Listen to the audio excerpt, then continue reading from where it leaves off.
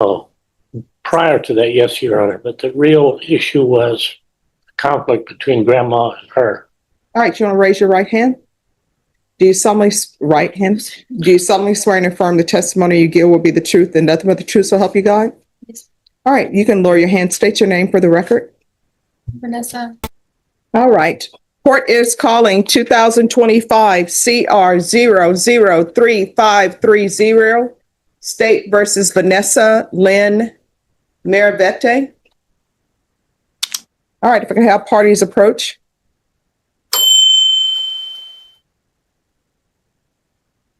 And was there a MIC evaluation done on this?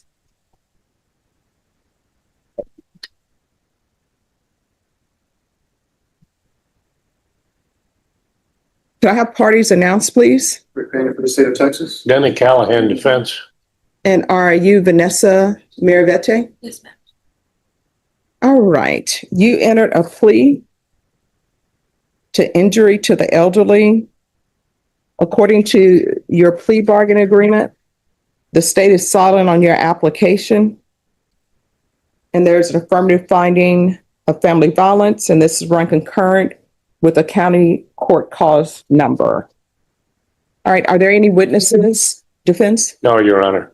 All right. The court will hear your argument. Your Honor, asked the court to take notice of the jail classification. Its weakness, of course, is that it's self-reported, but it corroborates. This case has everything. Family drama, violence, protective orders, and a courtroom showdown that leaves you questioning every decision. Meet Vanessa Lynn Maraveete, a 24-year-old woman facing charges for injuring an elderly woman. Not just any woman, but her boyfriend's grandmother. With 6 years of cohabitation, no employment, substance abuse, and a volatile relationship history, Vanessa's story is as complicated as it is chaotic. But is she a misunderstood victim of abuse? Or a dangerous intruder in someone else's home? What unfolds in this courtroom is a tense unraveling of blame, broken trust, and shocking admissions. And just when you think it's over, a second case involving a protective order violation emerges. Stay locked in, because this isn't just a sentencing hearing, it's a full-blown character examination that could decide her future or destroy But it. it corroborates to some degree what the MIC evaluation says. In the past, she's had mental illness problems, and less so now.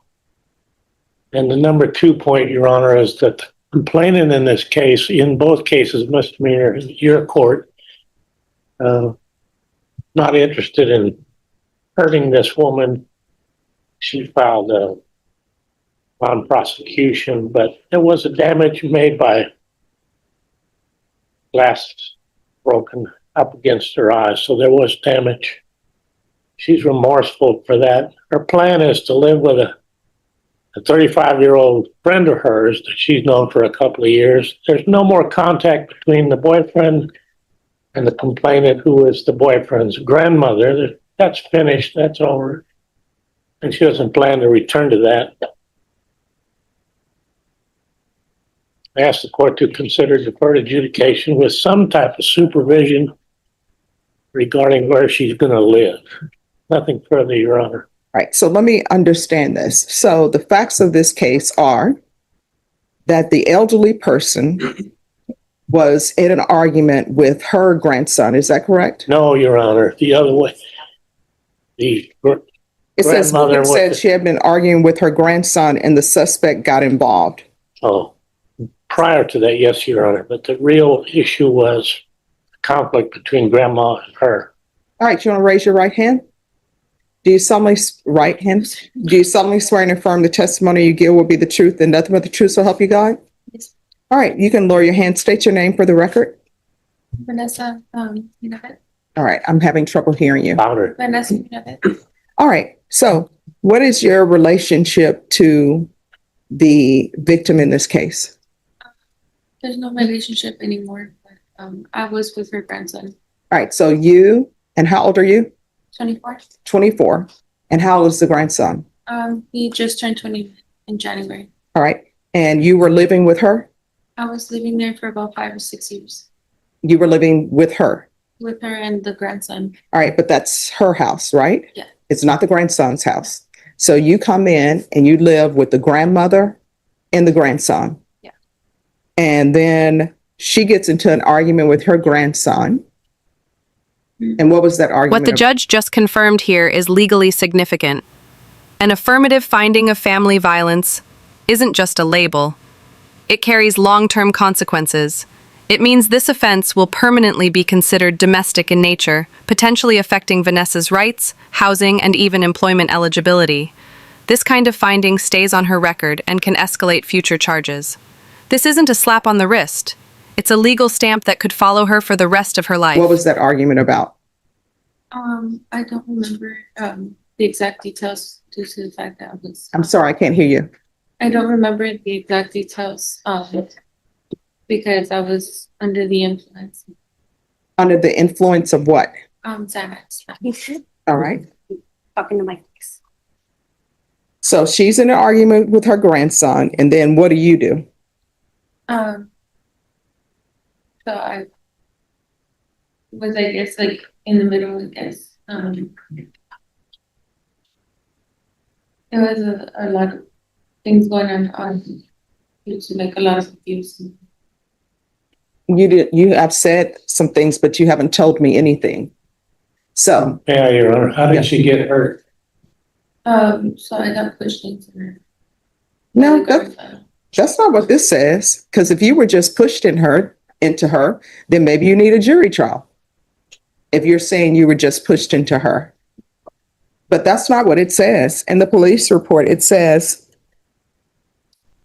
while on patrol in a marked vehicle, I was dispatched to the listed location for an assault in progress. The caller stated his brother and the girlfriend were arguing, and the girlfriend hit the grandmother. The caller stated the grandmother was bleeding from her head and nose. I arrived to the listed location and saw both victim 1 and O1 sitting outside on the porch. Victim 1 had visible injuries on her face and head. Victim had a small cut on the bridge of her nose, which was still bleeding. Victim had a small cut on the top of her head that was covered in blood. Victim also had a lump on the right side of her head. Victim said she had been arguing with her grandson. Victim said she had been arguing with her grandson, and the suspect got involved and began to argue with her. Victim said she doesn't remember how or what she was hit with, but the suspect walked up to her and hit her. O1 said suspect had threatened to beat up the victim before. So unless you were on Xanax all the time you were at that house? I was on Xanax for the last 2 years that I was living there. Mm-hmm.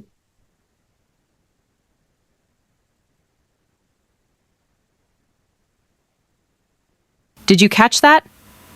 The defense tries to downplay the violence, saying there's no interest in hurting her, yet we're talking about glass shattered against an elderly woman's face. That's not just a mistake, that's a serious injury. So here's the question for you. Should remorse be enough in situations like this? Or do visible injuries demand real accountability, regardless of intent? Let us know in the comments.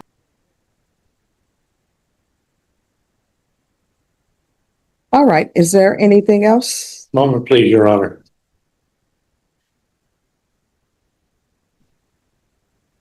Nothing further, Your Honor. So why were you not living with your parents? So, and I'm sorry, I cannot hear you. so I'm from Wisconsin and I moved like 5 You're from the what? From Wisconsin. Okay. And so I moved in with him and I was living with him basically for both of them because Did you have a job? no. How long have you been unemployed? Since I got with her grandson And how long has that been? about 6 years ago. 5. So 6 years you have been unemployed. So why did you leave Wisconsin to hook your life to this person? It's just being young. Because your parents said they didn't like him or something, and you decided to do it anyway? No, I just my parents was approved, but at the time And how old were you when you met him? when I was 16, but I didn't start a relationship with him until I was 18. Mhm. Like about a week after I turned 18. And how far did you go in school? 9th grade. Ninth grade? Yeah. So it sounds to me like you were not listening to your parents. Did your parents want you to get your degree or no? They did, so I was, taking care of my mom. My mom is disabled, and so I was taking care of her, working at the time, and I had a part-time job going to school. And I was taking care of my mom, which she's disabled, and my little brother who's also with autism. So I felt like I had a lot on my plate, and so I chose to work instead of going to school. And then you chose to leave them on their own because you wanted your own life. Well, my mom had got married, and so she met her husband, which he still takes care of. Mhm. All right. What is your criminal history?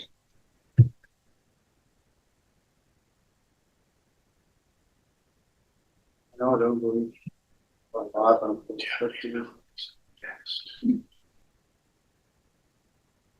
No felonies, Your Honor.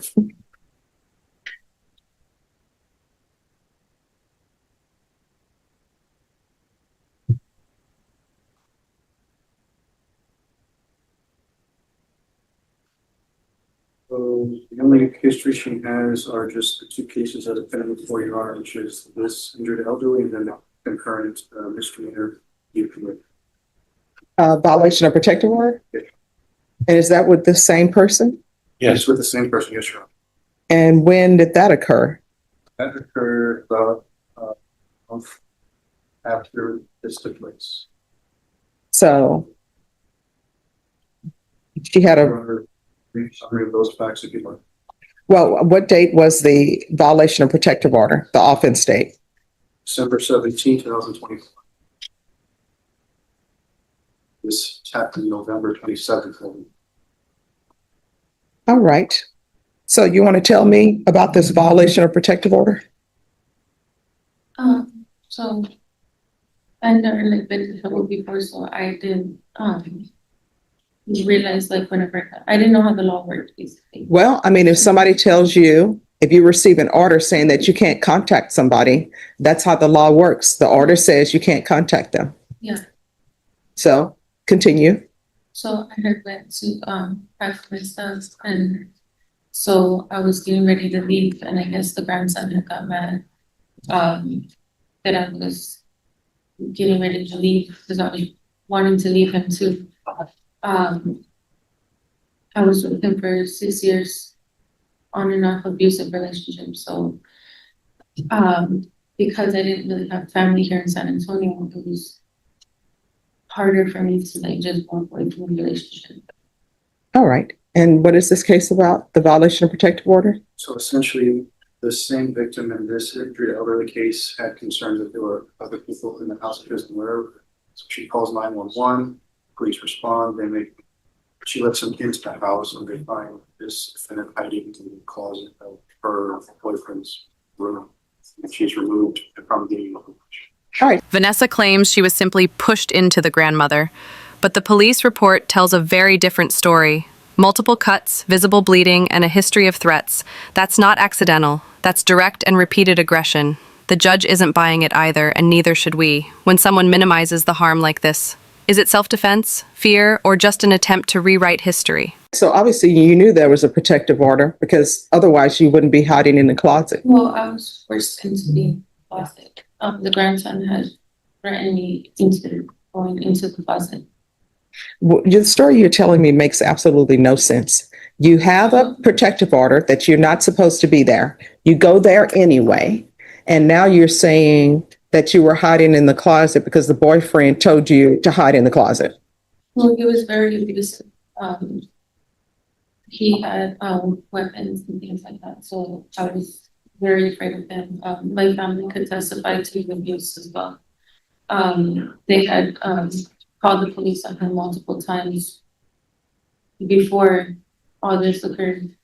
And when they called the police on him before, what did you do? Did you do an affidavit of non-prosecution or say, my family is not telling the truth?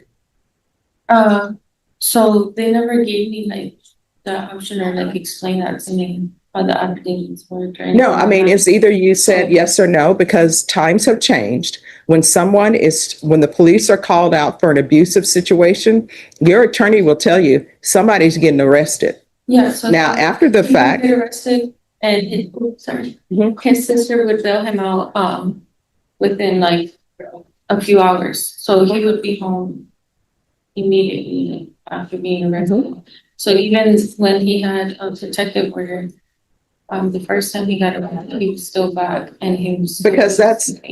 Because the protective order, the house you were staying in, that's not your house. That's his grandmother's house. You all are adults just decided to impose yourself on his grandmother. You're there, you don't have a job, and you're just living off the grandmother. No, And I now- have income, still from my family. Now, this part is key. Not only is Vanessa charged in one case, she violated a protective order just weeks later. In legal terms, that demonstrates a pattern of noncompliance, which judges take very seriously when deciding on probation eligibility. Breaking a court-issued order isn't just disrespect, it's illegal. And hiding in a closet after being told not to return, that's not just suspicious behavior, it's textbook evasion. No, you told me that you hadn't worked in 5 years or 6 years. Yeah, so due to the relationship, I wasn't able to work and I also didn't have, like, my birth certificate for a long time, so I had to get it sent out.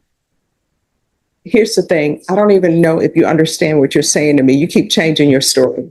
You told me you didn't have employment, that you hadn't worked for 5 to 6 years. And then now you're telling me, no, I wasn't just living off the grandmother. I had my own money. No, you didn't. You hadn't been working.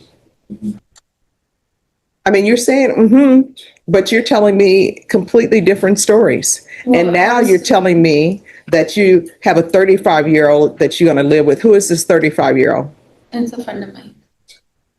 Who? I don't know how to explain it. It's a friend of mine. What's the name? Jennifer Jennifer what? Ramos. And where did you meet her? So me and her know each other through mutual friends, and then we met. I don't know. I guess like in the neighborhood and stuff. I'm sorry, met what? In the neighborhood, I guess, or So you're just meeting people in the neighborhood and now you're going to live with them? Does she have any children? What are their ages?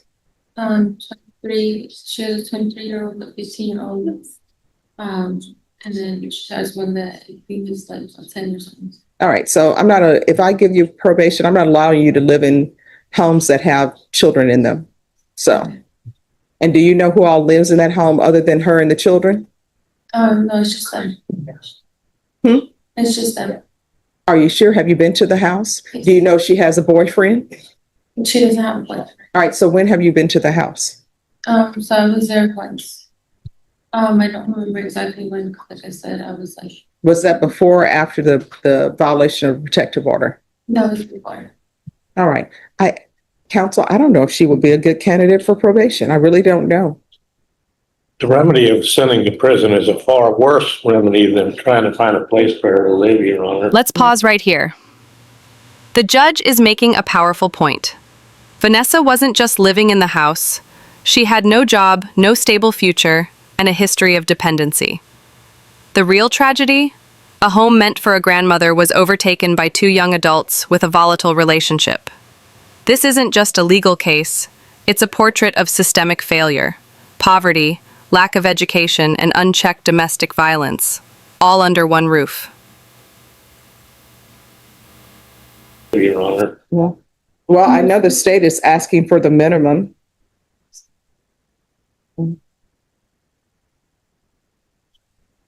And she applied for deferred adjudication. He suggests going back to family in Wisconsin. What I can tell you is you've applied for deferred adjudication.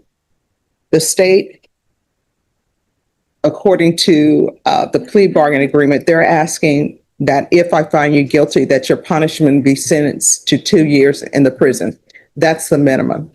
If I grant your application for deferred adjudication and you're unsuccessful, you're looking at 10 years in the prison, potentially. Do you understand? So I can grant your application for deferred adjudication, or I can sentence you to 2 years in the prison.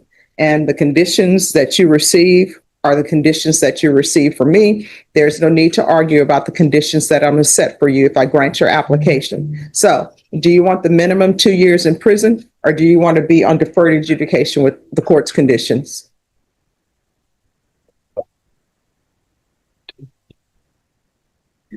Are you sure? Because let me just tell you, you know yourself better than your attorney knows you, better than I know you. I know that you've been dishonest with me today, but your choices are, and you need to think long and hard about it. 2 years is the minimum. The range of punishment for this offense is anywhere from 2 to 10 years in prison. If I grant you deferred adjudication, if for some reason your deferred adjudication is revoked, you're looking at potentially 10 years in the prison and up to a $10,000 fine. So you know whether or not you can complete this successfully or not. Part of being on probation is you are not allowed to use drugs, period. There's no. This is where the stakes go sky high. The judge lays it out crystal clear. Deferred adjudication is not a free pass. If Vanessa violates a single condition, drugs, housing with minors, missing a check-in, she could face a full 10-year sentence. It's a second chance, but also a ticking time bomb. And with her history of non-compliance, you have to ask, will she make it through this probation, or is prison inevitable? Marijuana, there's no Xanax, none of that. And I'm not going to allow you to reside in any home with children. You're an adult. You need to get your own place. You need to stop depending on other people. Do you understand? So, do you want the 2 years in the prison, or do you want deferred adjudication? All right. Yes. Yes. All right. This is what the court will do. The court is going to sentence you to 8 years deferred adjudication. There's a $1,500 fine. Time and money will run concurrently. Oh, I'm sorry, state. Oh, you're right. Thank you. State your excuse. I appreciate that. So there's a $1,500 fine probated. Proof of employment within 30 days of release. There's to be no employment as a home health care provider or with minors. There's to be no residing with minors or anyone over the age of 55. There's to be regular reporting by Zoom or in person. There's to be regular random UAs. There's an affirmative finding of family violence. There's to be no contact with Carmen Rivas or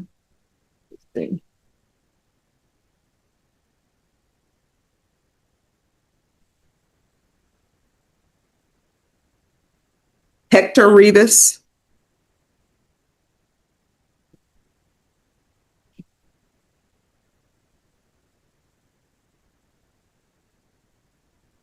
This is to run concurrent with 2025 CC 003873. Can I see the MIC evaluation again, please? Thank you.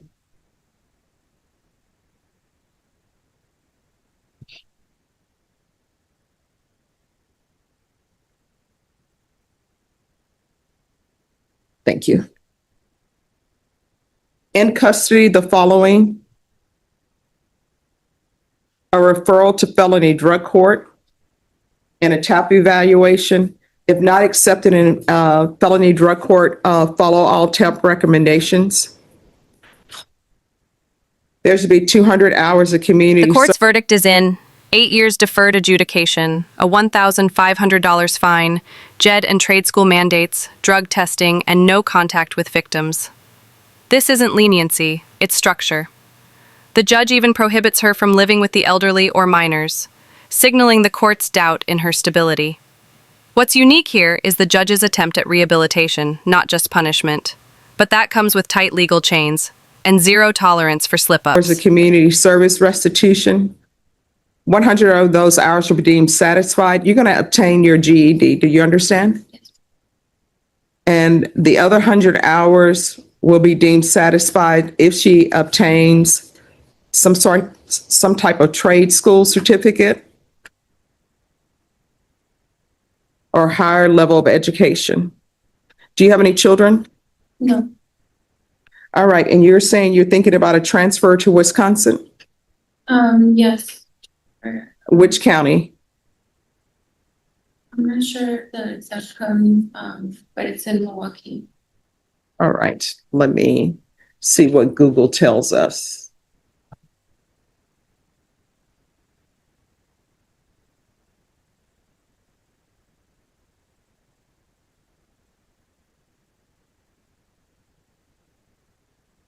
No, they're saying it's Milwaukee County.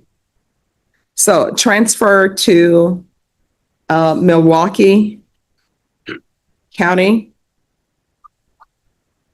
Field visits 1 time per month until further notice, and 90 sober meetings in 90 days. Probation, is there anything else? Is there anything else you need from the court in order to be successful? All right, did you review the trial court certification of defendant's rights to appeal with your attorney? Did you understand it and did you sign it?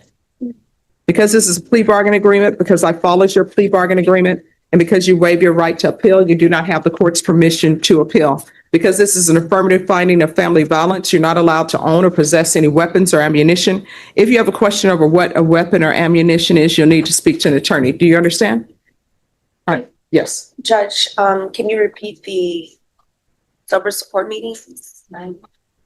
90, Okay, and anger management possibly?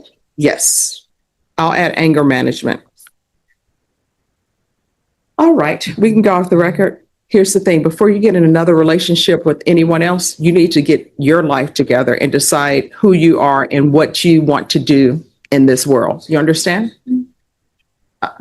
She's in her world. Maybe probation will help her. Good luck. Thank you, Judge. You're welcome. Right over here, man. And just like that, the courtroom closes on Vanessa Maraveete, a young woman with a complicated past, now facing an uncertain future.